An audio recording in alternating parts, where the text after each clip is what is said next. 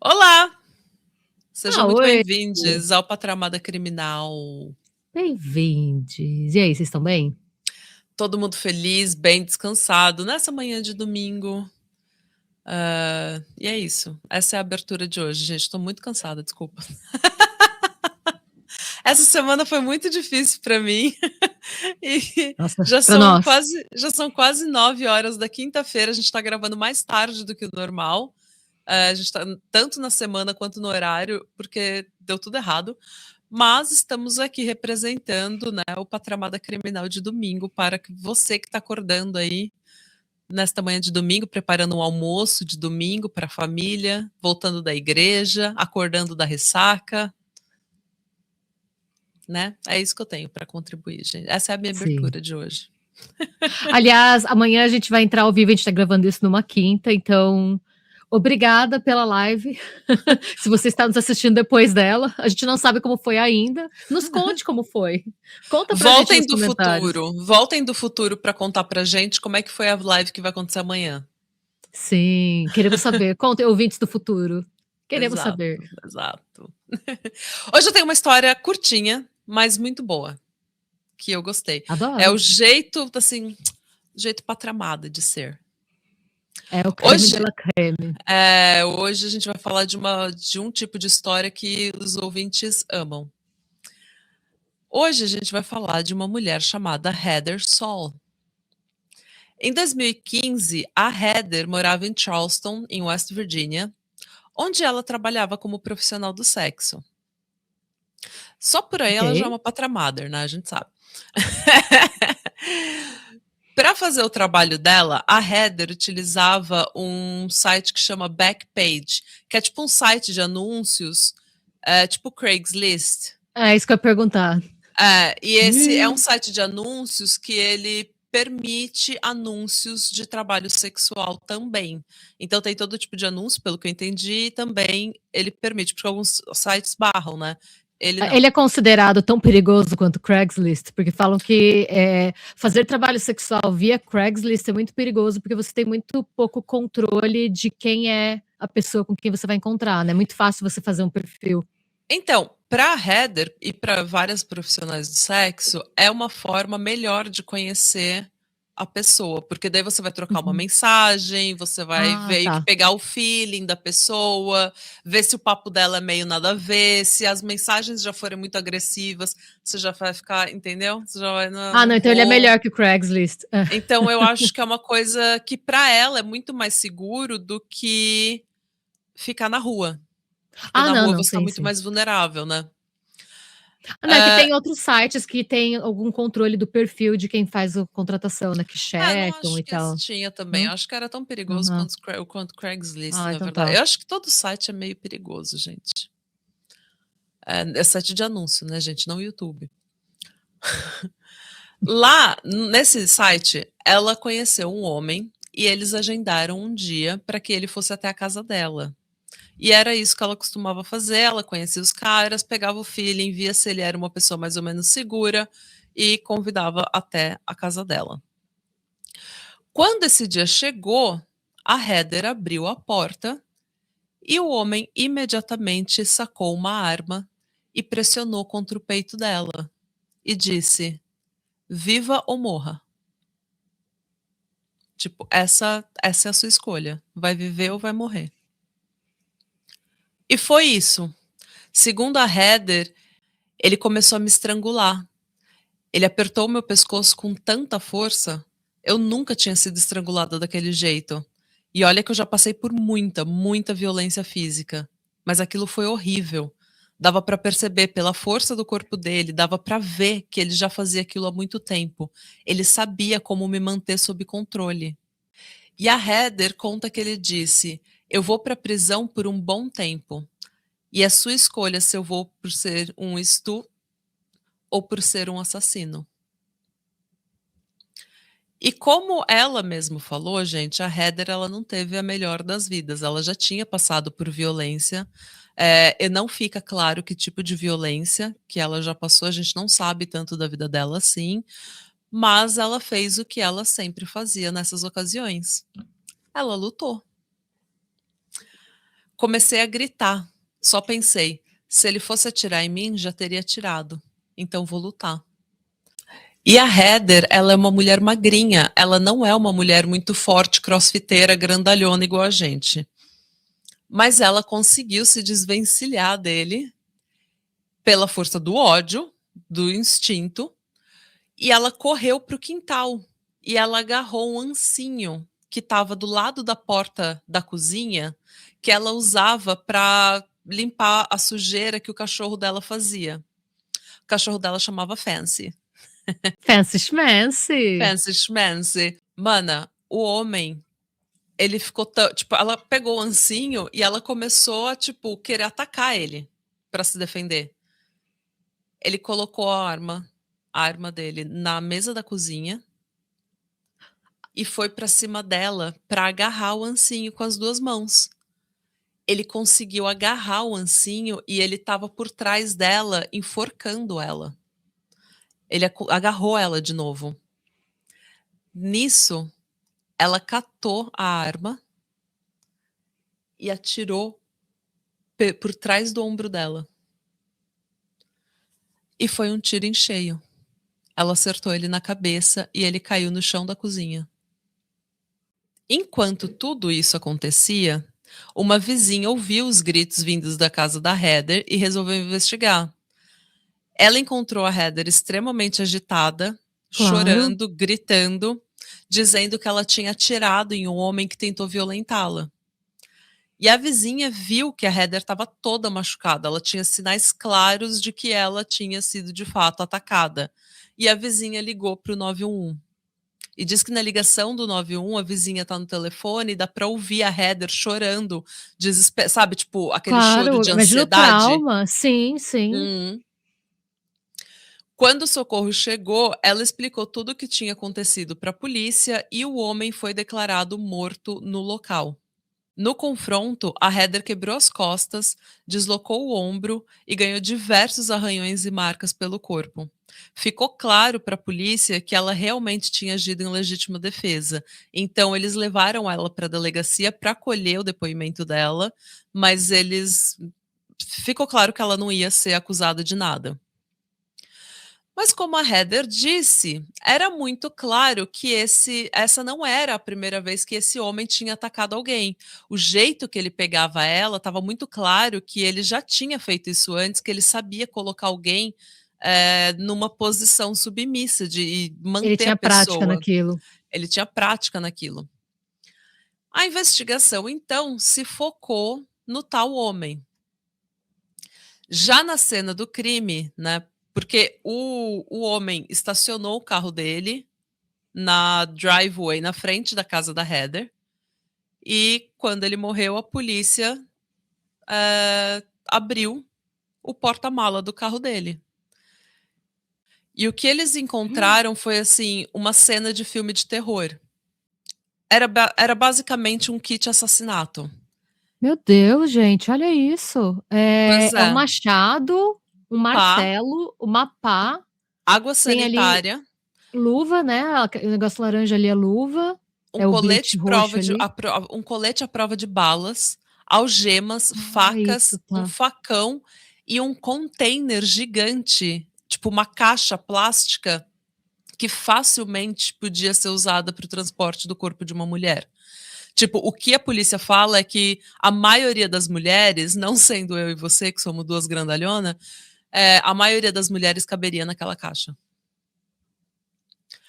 Segundo o Lieutenant Steve Cooper, o homem tinha o suficiente para machucar, matar e manter prisioneira qualquer vítima que cruzasse o caminho dele.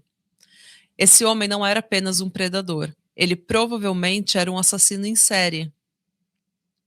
E com essa suspeita em mente, a polícia de Charleston começou a trabalhar com o FBI para investigar se o tal homem aparecia em alguma base de dados que pudesse linkar esse ataque a outros crimes. E detalhe, no homem, no bolso dele, ele tinha um post-it com o nome, a idade e o telefone de mais 6 profissionais do sexo. Ele era literalmente um caçador. Quem era esse homem, né? O nome dele era Neil Falls, um homem nascido em 1969 no Oregon, o caçula de 10 irmãos em uma família marcada por pobreza e violência doméstica. Ele havia trabalhado como segurança nos estados do Oregon e do Nevada, onde ele trabalhou inclusive na famosa represa Hoover, na fronteira do Nevada com o Arizona.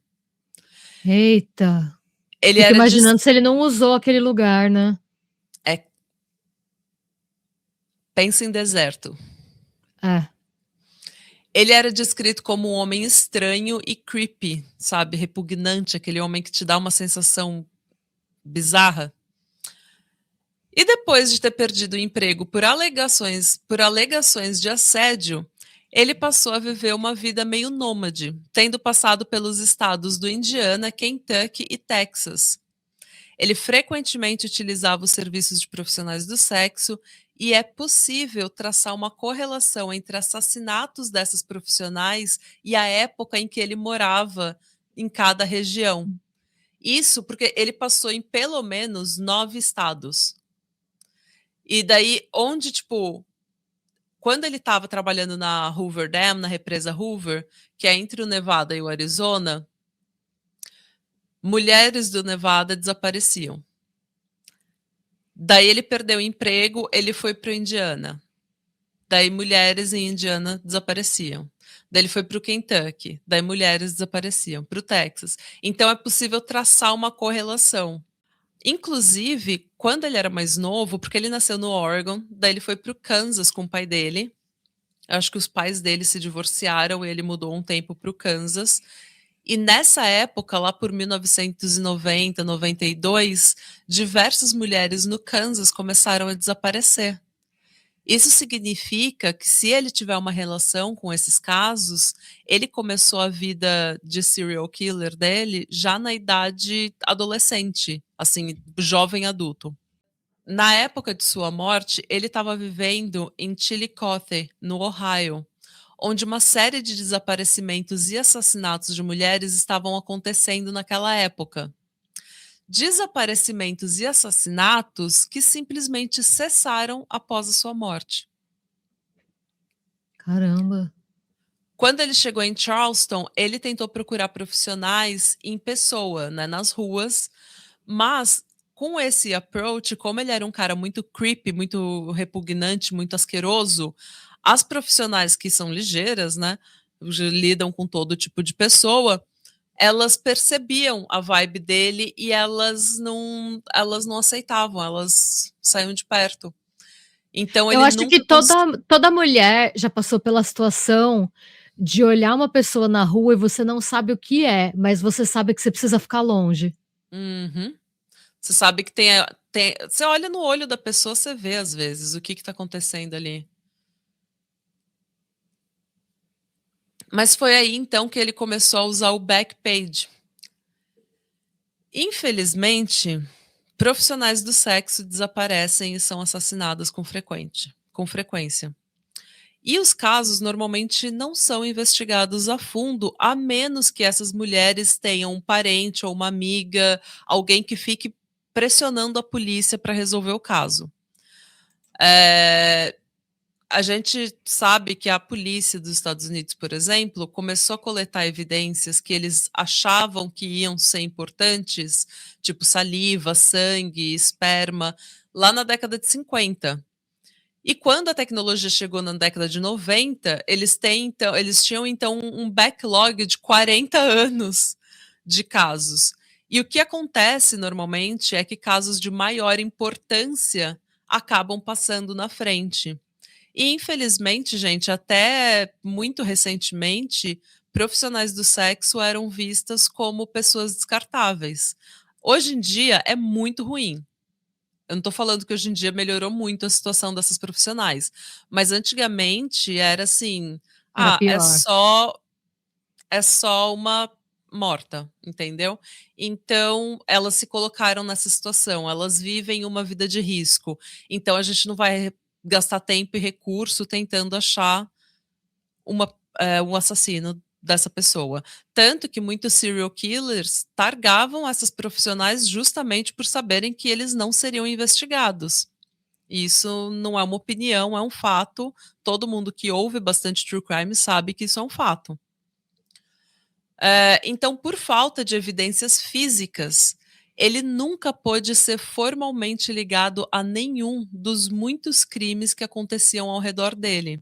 Mas ele Nossa, nenhum? Nenhum. Mas ele continua sendo suspeito, o principal suspeito, em pelo menos 9 casos.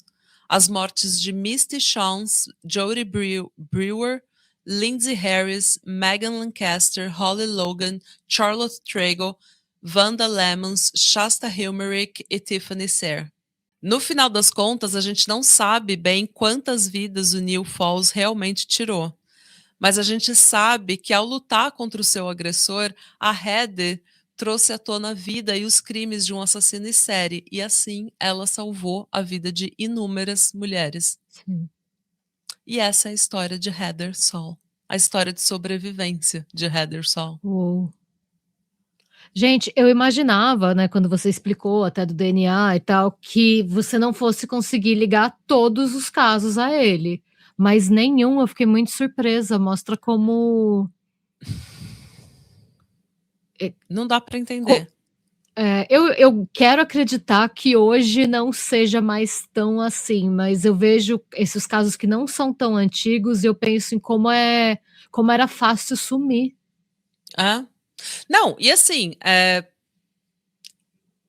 não é uma questão de lacração, mas ele, por ser um homem branco, mana, ele tinha, nos 9 estados que ele passou, ele foi parado pela polícia por Mas violação é de que trânsito. também Ele tinha, 40 multas de trânsito, Renata. Mas é que aí a gente entra também numa questão da geopolítica estadunidense, né? Porque os estados são muito independentes. Essa política de ter acesso a informações de outro departamento varia muito de um estado para o outro, da relação entre os dois estados. Sim, isso é Então, verdade.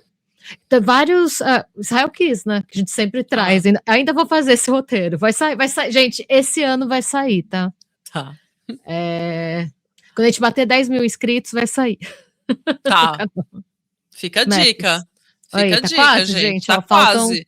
Pelo amor faltam de Deus, a 300 e gente pouco. sabe que nem todo mundo que assiste é inscrito no canal. Então, Por se você favor, não ajuda nós. já se inscreve aqui no canal. Ajuda a gente a bater 10 mil, gente. O que é 10 mil, gente? O que é 10 mil? O que é 10 mil pra você que tem tudo na vida? Mas então, por exemplo, o Israel Kiss se aproveitava disso também, né? Ele nunca cometia um crime no estado em que ele morava. Então tem essa questão também. Hoje, como eu já falei, não sei como é, né? Hoje eu imagino que não seja. Quero acreditar que não seja da mesma forma.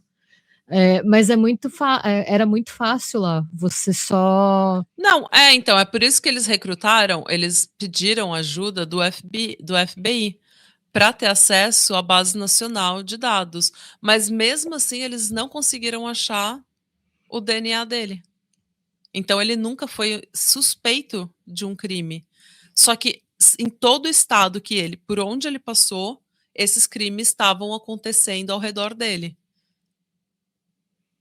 E daí, tipo, imagina se. Desculpa, gente, mas se você é uma pessoa indígena, preta, latina, nos Estados Unidos, o policial para o seu carro, ele vê que você tem 30 multas. Multa eu não sei se eles conseguem ver se tem de outros estados, eu acho que não. Mas se você, tipo, tem outras multas, ele não vai olhar no porta-mala do seu carro, ele não vai dar uma olhada e ver que você tem, tipo, 20 pás no seu carro? Nossa, você tem uma ideia? Nossa, você me deu um flash, assim. Eu fico meio vi um suspeita. caso. Eu assisto muito esses programas no YouTube de câmera da polícia para procurar ideia para caso, né? E eu vi, tem umas 2 semanas, um caso da polícia fazendo a ronda. Eles viram uma mulher preta no carro com a amiga dela. Eles pararam ela para checar o status do carro. E aí eles viram o carro cheio de tranqueira e só de dar essa olhada no carro, eles descobriram que ela tinha matado o filho dela e escondido nas tranqueiras embaixo do carro. Então. Será que se fosse o Neo Falls, os policiais teriam parado? É isso, e eu falo isso não é de verdade, gente, não é pra lacrar, pra tentar fazer pauta, sabe, Não, mas mas a é gente que sabe que é uma coisa existe. que, É. assim, é uma coisa que não dá pra entender. Não, não dá pra entender, até porque hoje se sabe que, estatisticamente falando, os serial killers são homens brancos É. em um certo range de idade, então faria muito mais sentido eles serem mais parados. São a maioria brancos. Eles estimam que cerca de 40% sejam negros. O problema com serial killers negros é que eles normalmente targam a própria comunidade.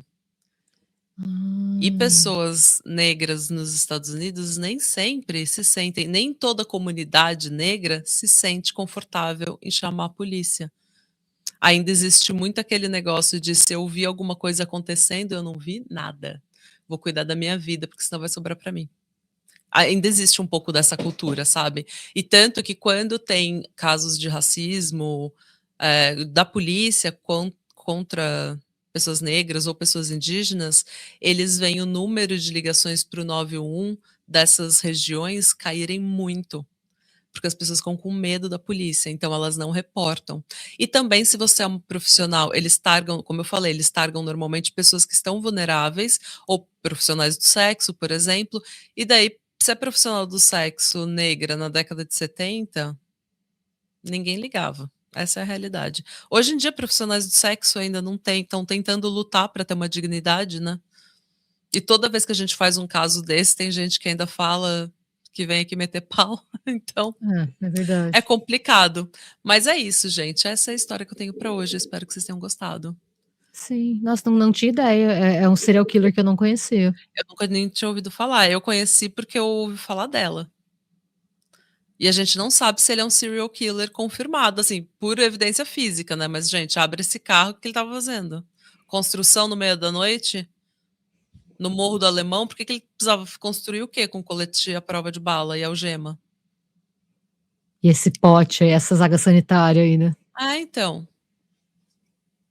Então, aguardemos e oremos. E é isso. E beijos. Um dia, de repente, a gente descobre. Quem sabe, talvez. Mas ainda bem Então. que, por via das dúvidas, a Heather já foi lá e fez a limpeza. E é isso, tchau.